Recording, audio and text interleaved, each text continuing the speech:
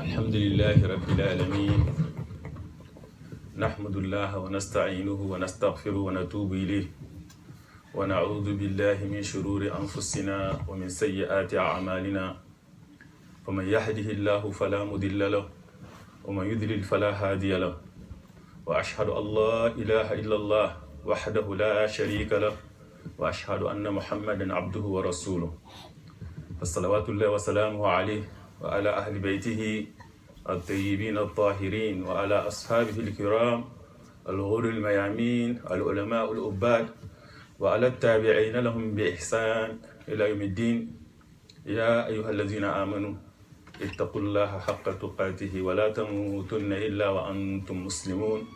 يا أيها الناس اتقوا ربكم الذي خلقكم من نفس واحدة وخلق منها زوجها وبث منهما رجالا كثيرا ونساء واتقوا الله الذي تساءلون به والأرحام إن الله كان عليكم رقيبا.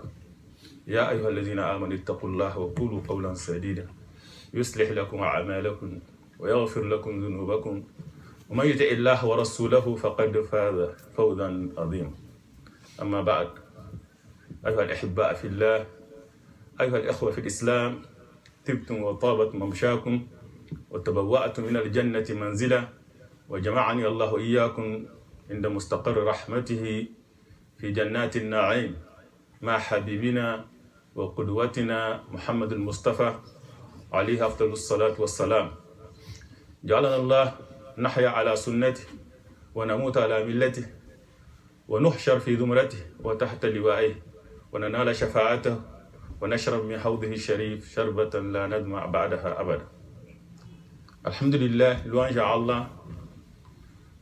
Quand on demande aux gens quel est le pire ennemi de l'homme, certains diront que c'est la pauvreté. Alors que les plus grands richards de nos jours, beaucoup d'entre eux étaient vraiment des pauvres, mais sont devenus plus tard riches. D'autres diront que c'est la maladie. Combien de gens qui ont tombé malades, les gens ont cru vraiment qu'ils allaient mourir et ils ont recouvré leur santé. Et si ce n'est pas le cas, la mort viendra mettre fin à cette souffrance. D'autres diront que c'est l'animosité entre eux et entre certains de ses frères. Quand on regarde l'histoire du prophète sallallahu alayhi wa sallam, les meilleurs, presque tous, si ce n'est pas tous, en tout cas une grande partie d'entre eux, de ses compagnons, meilleurs de ses compagnons, étaient vraiment des farouches ennemis au messager d'Allah. Mais ils sont devenus plus tard ses collaborateurs proches, des amis. Donc tout peut changer dans cette vie. Il est éphémère, tout ce qu'ils y trouvent, il est éphémère. Ce qui fait que sa jouissance est trompeuse. Son tourment aussi, non, n'est pas le vrai tourment car c'est pour un certain temps. Le vrai danger qui guette l'être humain, c'est celui de l'au-delà. Et la jouissance, c'est celle de l'au-delà. Car rien n'est égal à la jouissance de l'au-delà et il est éternel. Et le pire ennemi donc, c'est lui qui veut de toi l'échec dans l'au-delà. Et cet ennemi n'est autre que le Satan, le diable. Le diable, lui, qu'est-ce qu'il veut pour toi? Que tu sois le grand hôte de l'enfer. Et dit le travail dit, Ya bani Adam, la yaftinannakum ash-shaytan kama akhraja abwaykum min al-jannah yanzi'u anhuma libasahuma liyuriyahuma sawatihim. Innahu yarakum huwa wa qabiluhu min haythu la tarawnahu. Inna ja'alna shayatina awliya'a lilladhina la yu'minun. Wa idha fa'alu fahishatan qalu wajadna 'alayha aba'ana والله أمرنا بها قل إن الله لا يأمر بالفحشاء أتقولون على الله ما لا تعلمون. Dans ce verset coranique, dans Surat Al-A'raf, Dieu le Très-Haut dit: ô fils d'Adam, ne laisse pas Satan te tenter comme il a fait sortir ton père et mère du paradis en les arrachant leurs habits afin de leur apparaître leur nudité. Donc il vous voit, lui et ses suppôts, là où vous ne le voyez pas. Donc le grand danger, c'est Satan, et c'est pour cela dit le Très-Haut dit Ya ayyuhan nas, inna wa'dallahi haqqun, fala taghurrannakum al-hayatu ad-dunya, wa la yaghurrannakum billahi al-gharur. Inna ash-shaytana lakum adu, fattakhidhuhu aduwa, innama yad'u hizbahu liyakunu min ashabi as-sa'ir. Il dit, ô l'être humain, ô homme, la promesse d'Allah est vérité, que cette vie est éphémère, que chacun de nous goûtera la mort, et qu'après la mort, soit c'est le paradis éternel que Dieu nous accorde, ou c'est l'enfer que Dieu nous en garde. Donc c'est une promesse d'Allah et c'est une vérité. Et ne laisse pas Satan vous tenter, et le grand trompeur aussi ne doit pas vous tromper, c'est le Satan et aussi la vie dans ce bas monde. C'est une jouissance trompeuse. Et Dieu le Très-Haut, il nous parle du Satan. قال ربي بما أغويتني لأزينن لهم في الأرض ولأغوينهم أجمعين إلا عبادك منهم المخلصين. Il dit, oh Seigneur, parce que tu m'as induit dans l'erreur, j'enjoliverai la vie sur terre pour eux, et je les égarerai tous, à l'exception parmi eux de tes serviteurs élus. Non, il n'a pas vraiment le pouvoir sur eux.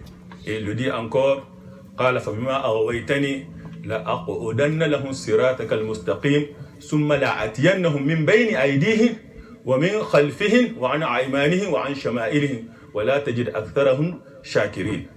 Il dit, je m'assoirai pour eux sur ton droit chemin.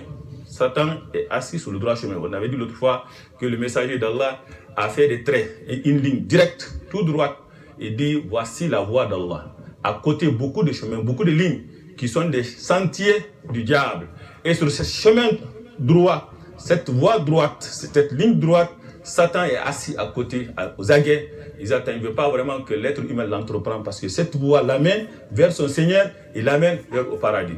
Et il le dit, قال رأيتك هذا الذي كرمت علي لئن أخرتني إلى يوم القيامة لأحتنكن ذريته إلا قليلا قال اذهب فمن اتبعك منهم فإن جهنم جزاؤكم جزاء موفورا واستفزز من استطعت منهم بصوتك وعجلب عليهم بخيلك ورجلك وشاركهم في الأموال والأولاد وعدهم وما يعدهم الشيطان إلا غرورا إن عبادي ليس لك عليه سلطان وكفى بربك وكيلا. Il dit, vois-tu celui que tu as honoré au-dessus de moi, quand Dieu donna l'ordre aux anges de se prosterner devant Adam, tout le monde se prosternèrent sauf Iblis.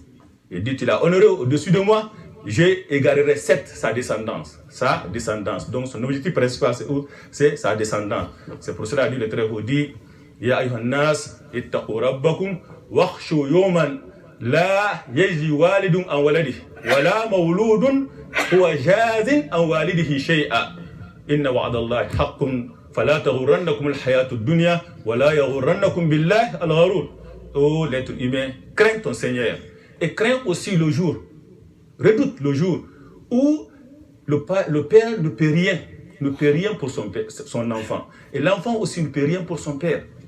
Et la promesse d'Allah est vérité, et la jouissance, la vie présente n'est qu'une jouissance trompeuse.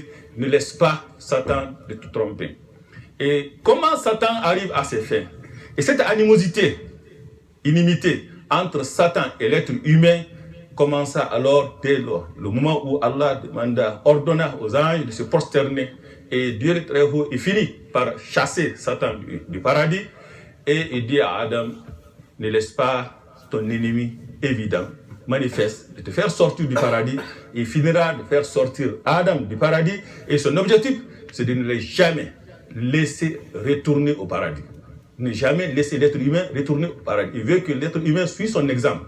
C'est pour cela il met tous les moyens, il entreprend tous les moyens pour égarer l'être humain. Et ça, avant même la conception de l'être humain. Car le prophète sallallahu alayhi wa sallam dit, إذا أراد أحدكم أن يأتي أهله فقال بسم الله اللهم جنبني الشيطان وجنب الشيطان ما رزقتنا فإن يقدر بينهما ولد في ذلك فلم يضره شيطان أبدا.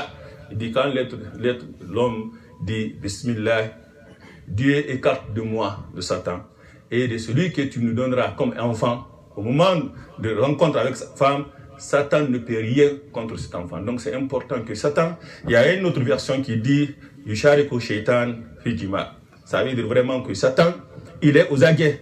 Avant même que la conception de l'être humain, il essaie vraiment de l'influencer. Au moment de la naissance, Mamim Mawloud, illa yata'anhu shaitan fi jambay. Dès que l'être humain vient au monde, dès sa naissance, Satan se précipite pour le toucher dans ces deux côtés. Ces deux côtés. Donc lui, le bienvenu. Le bienvenu, et l'enfant alors criera, pleurera. Et c'est très important. C'est pour cela les savants religieux ils disent, dès la naissance de l'enfant, d'appeler à la prière. Car Satan, dès qu'il entend l'appel à la prière, il s'enfuit. Donc il ne cesse d'être derrière l'être humain jusqu'à ce qu'il l'égare. Inna shaitan yajri mi ibn Adam majra dam. Il coule dans les veines de l'être humain comme le sang. Et le sang va directement au cœur. Dans le cœur de l'être humain, c'est là où Satan va. Il emploie tous les moyens. Et l'autre fois, on avait dit que Dieu le très haut, il dit voilà, tattabi'u khutwat shaitan. Ne suivez pas les pas du diable. Il n'a pas dit ne suivez pas le diable. C'est pas envisageable qu'un autre humain qui joue de sa faculté mentale peut suivre Satan, qui le sait vraiment que c'est un ennemi à lui, qui veut de lui entrer en enfer. Non, il ne peut pas le suivre. C'est pour cela que Satan aussi ne va pas directement dire à l'être humain désobéis ton Seigneur ou fais ceci pour entrer en enfer. Non, il va utiliser des ruses, des stratagèmes. Et ces stratagèmes, cela vraiment se centralise en 6 catégories. Il y en a, ça va dire qui dit en 7 catégories. C'est de ces 7 catégories-là que l'être humain vraiment doit les connaître, les identifier afin de pouvoir se prémunir, se protéger du diable, qui est son ennemi juré et évident. Et le premier piège que Satan essaye de pousser l'être humain de tomber, c'est la mécréance, l'incrédulité. Et ça, s'il reçut son coup, et il se tranquillise, car il sait pertinent. Dès que l'être humain devient mécréant, Dieu n'assigne pas du poids pour ses œuvres dans l'au-delà. Il va directement en enfer. Donc l'incrédulité, la mécréance est le péché le plus majeur. Et c'est l'objectif, c'est le désir principal du Satan. C'est l'objectif principal du Satan. S'il ne reçut pas son coup, et que l'être humain soit intact, il est intact, il a la foi intacte, qu'est-ce qu'il fait? Il croit en Allah, il va essayer vraiment de déformer cette foi, de corrompre cette foi, d'influencer négativement la foi de l'être humain. Par quoi? Par l'association. Par l'association. Et ça c'est très important parce qu'il sait pertinemment que l'association, qu'est-ce qu'il fait? Il annule les œuvres.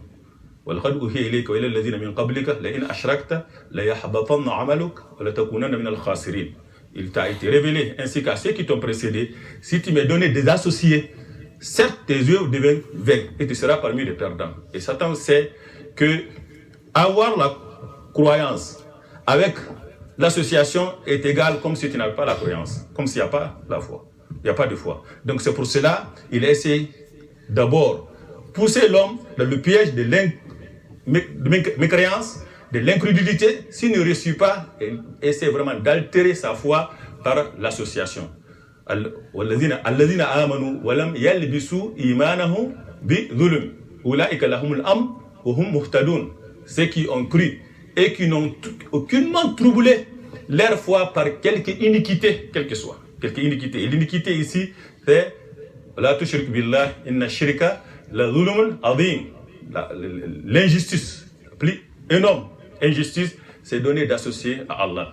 Et Satan, s'il ne reçut pas son coup, il n'arrive pas vraiment à pousser l'homme à la mécréance, et n'altère pas sa foi par l'association, il va l'entraîner vers le prochain, le second piège. Et cette fois-ci, c'est jouer sur l'intelligence de l'être humain pour qu'il invente dans l'adoration d'Allah ce que Allah n'a pas légiféré, qu'on appelle al-bid'a, l'innovation. Car le premier annule complètement les œuvres, le deuxième fait que les œuvres sont rejetées. Man ahdatha fi amrina hada ma laysa minhu fa huwa rad. quiconque innove dans nos affaires, ce qui n'en fait pas partie, ses œuvres sont rejetées, sera rejeté. Donc c'est ce qu'il fait.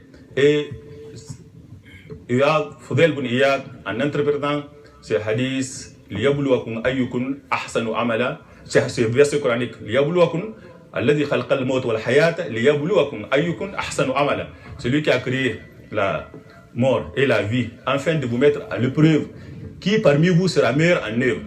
Il dit معنى أنه أخلصه وأصوبه قيل ما هو أخلصه قال أن يكون العمل خالصا لله وأصوبه أن يكون متابعا لشريعة رسول الله صلى الله عليه وسلم.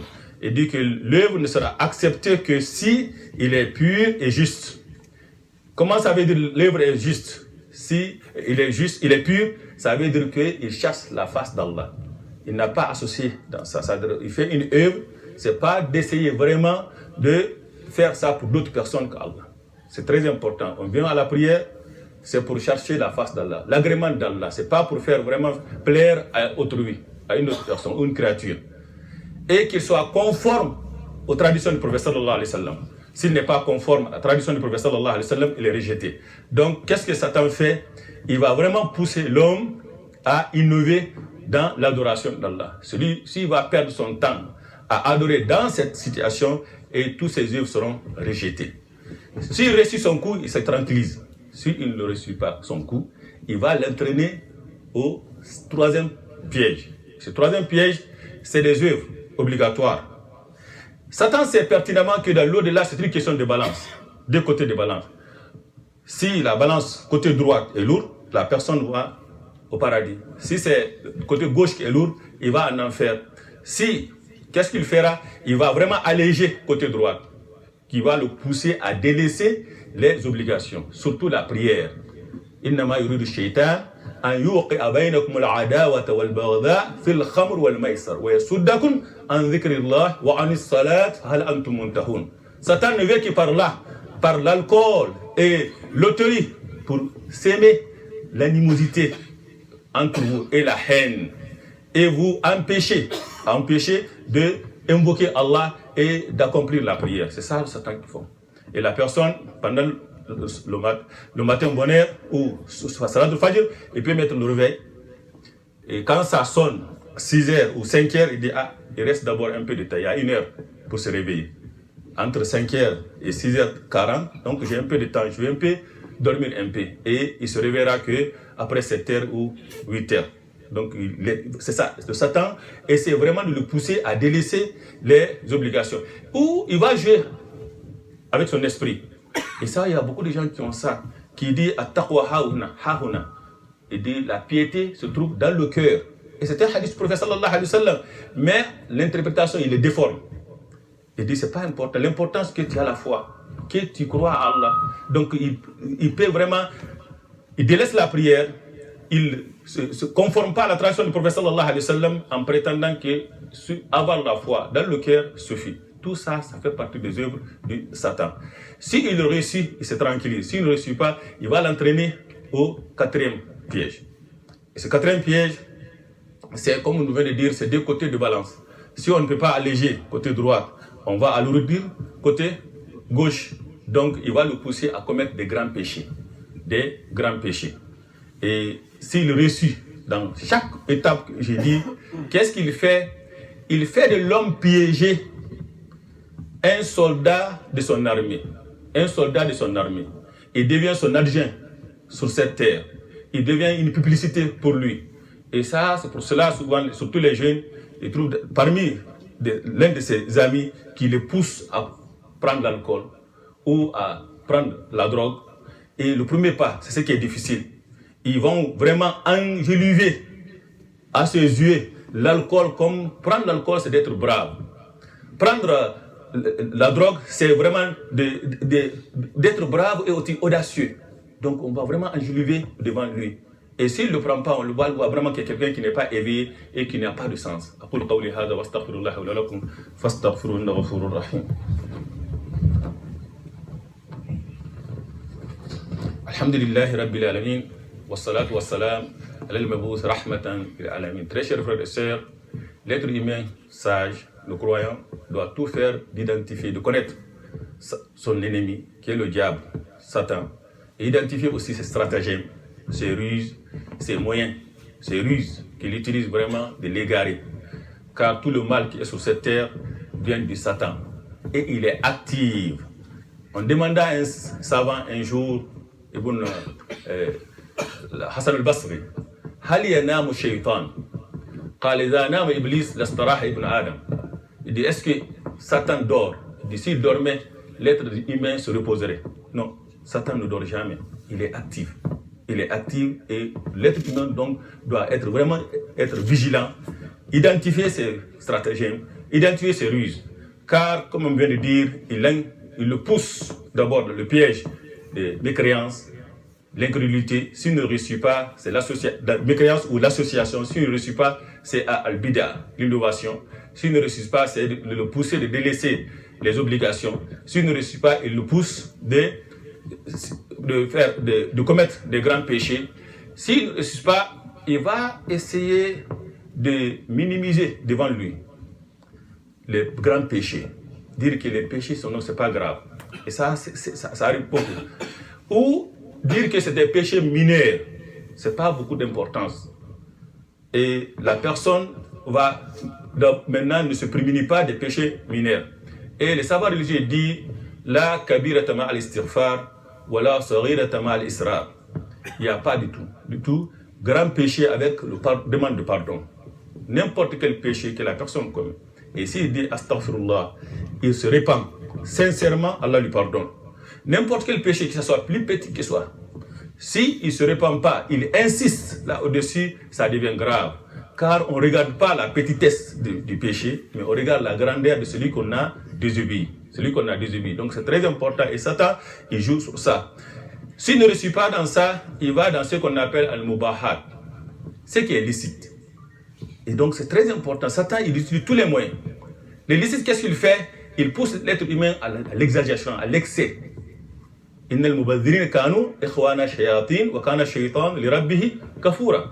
gaspilleurs font partie des frères du diable. Et le diable est ingrat envers son Seigneur. Donc il le pousse à l'exagération. Inna Allah la yuhib al-musrifin. Allah n'aime pas ceux qui commettent d'excès. Et on dit excès en tout nuit. Excès en tout à nuit. Donc c'est très important que Satan utilise beaucoup de moyens. Et le plus grave, le plus danger que Satan, le plus grave, c'est celui de l'animosité entre les frères et sœurs.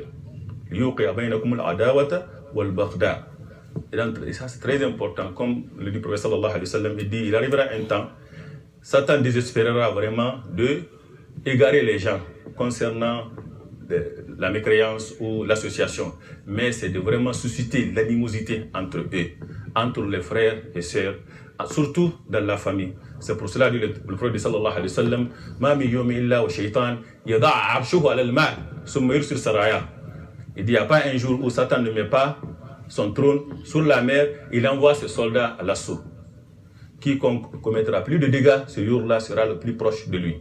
L'un d'eux viendra et dit, j'étais auprès de telle personne, il a commis tel péché. Énumère n'importe quel péché. Satan dira que non, ce n'est rien. Que ce soit une meurtre, que ce soit une fornication, vol, n'importe quel péché. Jusqu'à l'un d'eux viendra et dit, j'étais auprès de telle personne, je l'ai quitté qu'après l'avoir forcé de divorcer d'avec sa femme. Il dit, tu es le meilleur, tu es le meilleur. Et certainement, Satan, son désir principal, ultime, c'est d'égarer la descendance de l'être humain.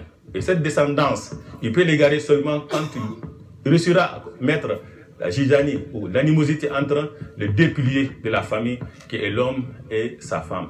Et c'est pour cela que c'est très important de faire attention. Et comment venir au bout des stratagèmes de Satan? C'est vraiment de s'armer des sciences. C'est d'armer des sciences. Et aussi, n'oublie pas les invocations matinales et soir aussi. Il faut invoquer Allah fréquemment. Invoquer Allah fréquemment et surtout éviter de se mettre en colère. Se mettre en colère. Car c'est ça seulement que Satan utilise contre l'être humain. Donc, أقول قولي هذا واستغفر الله لي ولكم فاستغفر إنه غفور رحيم. ربنا آتنا في الدنيا حسنة وفي الآخرة حسنة وقنا عذاب النار. ربنا لا تزغ قلوبنا بعد إذ هديتنا وهب لنا من لدنك رحمة إنك أنت الوهاب. اللهم إنا عبادك وأبناء عبادك وأبناء إمائك نواسينا بيدك ماض فينا حكمك عدل فينا قضاؤك نسألك بكل اسم ولك سميت به نفسك وأنزلته في كتابك الكريم أو علمته أحدا من خلقك واستعثرت به في علم الغيب عندك أن تجعل القرآن العظيم ربيع قلوبنا وجلاء أحزاننا وذهاب همومنا يا رب الراحمين. اللهم اجعل حجة لنا لا علينا وشافئا مشفعا لنا. اللهم اغفر لموتانا وموتى المسلمين جميعا. اللهم اغفر لموتانا اللهم اغفر لموتانا اللهم اغفر لموتانا اللهم اغفر لموتانا يا رب الراحمين. اللهم اغفر لإخواننا من خليفة جلو وسمع. اللهم اغفر لهم. اللهم ارحم وتغمدهم برحمتك يا رب يا أرحم الراحمين. اللهم إنا نسألك حسن الخاتم وحسن العاقبة. اللهم اشف مرضانا ومرضى المسلمين جميعا. اللهم اشف مرضانا ومرضى المسلمين جميعا يا رب العالمين يا أرحم الراحمين. اللهم أصلح أولادنا وأزواجنا وذريتنا واجعلهم قرة أعين لنا واجعلنا للمتقين إماما. اللهم اهدنا فيما هديت وعافنا فيما عافيت وتولنا فيمن توليت وبارك لنا فيما أعطيت واصرف عنا السوء ما قضيت إنك تقضي ولا يقضى عليك. اللهم لا يذل ما هديت ولا يعز ما عاديت بيدك الخير كله يا رب العالمين يا أرحم الراحمين. اللهم أقسم لنا من خشيتك ما تحول به بيننا وبين معاصيك ومن طاعتك ما تبلغنا به جنتك ومن اليقين ما تحول به علينا مصائب الدنيا. متئنا بأسماعنا وأزواجنا وذريتنا أبدا ما بقيتنا واجعله الوارث منا واجعل ثأرنا على من ظلمنا وانصرنا على ما عادانا يا رب العالمين يا أرحم الراحمين. اللهم إنا نعوذ بك من سوء المنقلب في الأهل والمال والنفس. اللهم إنا نعوذ بك من زوال نعمتك ومن تحول عافيتك ومن فجاءة نقمتك ومن جميع سخطك يا رب الرحمن الرحيم. اللهم إنا نسألك كل خير سألك به نبيك وحبيبك محمد المصطفى صلى الله عليه وسلم ونعوذ بك من كل شر استعاذك منه نبيك وحبيبك محمد المصطفى صلى الله عليه وسلم. اللهم نسألك الجنة وما قرب إليها من قول وعمل ونعوذ بك من النار وما قرب إليها من قول وعمل يا رب الرحمن الرحيم. اللهم اغفر لموتانا وموتى المسلمين. اللهم اغفر لهم جميعا. اللهم ارحمنا واغفر لنا إذا سرنا إلى ما صاروا إليه يا رب الرحمن الرحيم. اللهم إنا نسألك حسن الخاتم وحسن العاقبة. اللهم علف بين قلوبنا وأصلح ذات بيننا وحيد صفوفنا يا رب الرحمن الرحيم. قوموا إلى الصلاة يرحمكم الله. Donc on a une sœur, alhamdulillah, il a un monsieur qui va se convertir aujourd'hui après la prière. Nous le demanderons vraiment après la prière.